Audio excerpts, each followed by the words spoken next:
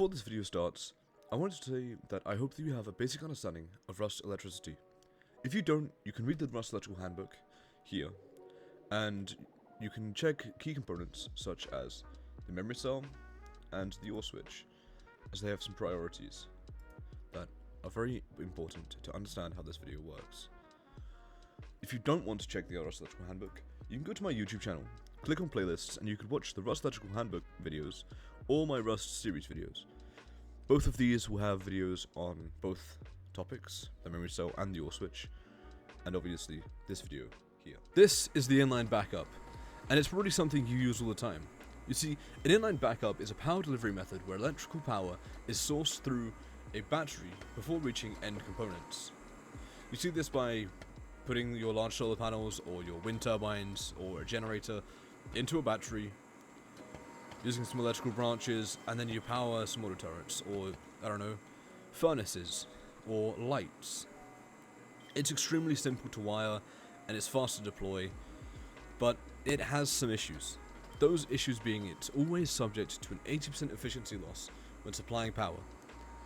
And for the fact that when you're getting raided, raiders will always target batteries, as it's the easiest method to destroy your turrets. But there's a way around that. This is the core, and it's actually named after its creator, Corrector. But what is the core? Well, it's actually an upgraded inline battery backup system. It's effectively that over there, with a few extra add-ons. This being these four components right here, these three and the battery. But how does it work? Well, it does the exact same thing as the inline. It takes power, puts it into the battery, and allows you to use it. But it has a simple failover design. If the battery gets destroyed, in this case, right now, you see, the OR switch changes priorities, and power is still sent to the end devices. That's basically how the core works. It's a simple security feature for your inline systems and batteries. So, how do you create the core? Well, you want to start off with a memory cell, a branch, and an OR switch. You'll wire them like this: the inverted output going into the OR switch, and the branch out, or the power out, of the electrical branch into the OR switch like this. Color code this so it's a little bit easier to see. We'll then take the branch out of the electrical branch and put it into the set on the memory cell, and configure this to 1. Put down your small battery, take the output, and plug this into reset. There you go, you're basically done, you've completed it. Now, how to charge the battery?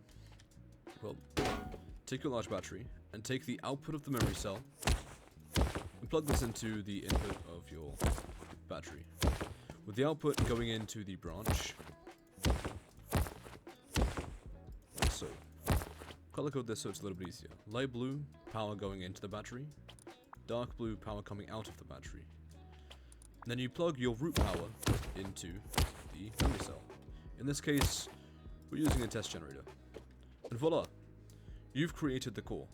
Showing you how to build the core and teaching you how to build it are two separate things. As long as the battery is functioning, set will always receive power, and the memory cell continues to route power through its normal output.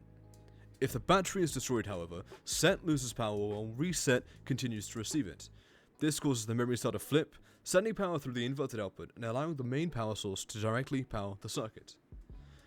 This failback ensures that some power, however limited, reaches the circuit instead of a complete loss of power. This system is extremely simple to build, and I believe players should upgrade their important or critical inline backups to a core as soon as they are able. Their setup is easy, components are minimal, and it is significantly going to improve resilience. But there's always benefits and limitations to everything you do. The benefits of this system are that it is simple to build with minimal components, it's fast and reliable, and it maintains circuit uptime even if the battery is removed. But of course there are some limitations, that being that it's still subject to the 80% battery efficiency loss when active, and power is wasted with each additional core unit used. This means adding batteries.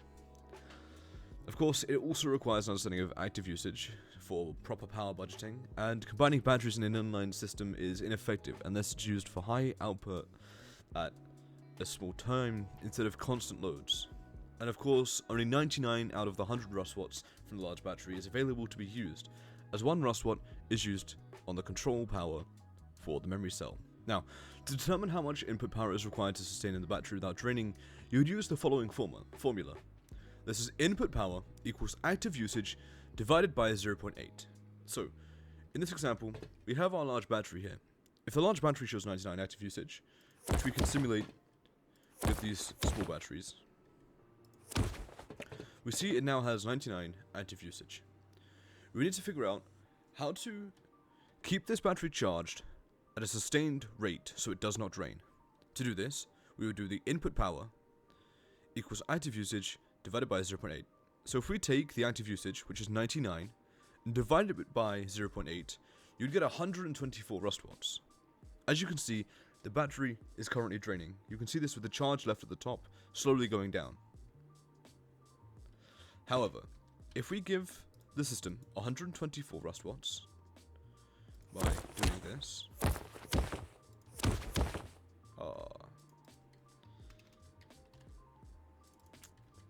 by doing this,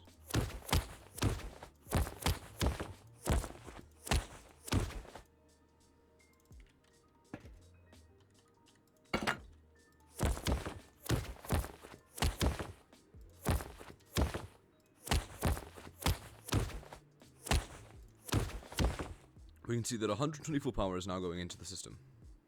If we go back to our battery, you'll see that it no longer drains,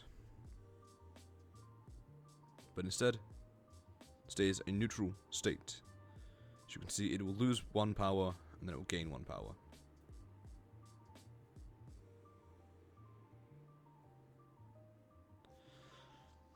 If you wish to increase this so it charges, you'd want at least 17 rust watts extra so that it charges at a realistic rate. Let's give this 37 or 35. Now the battery will charge, even though at a slow rate. So, as long as you're giving the battery more than 124 rust watts, you're pretty good. Yeah, that's about it. Thanks for watching.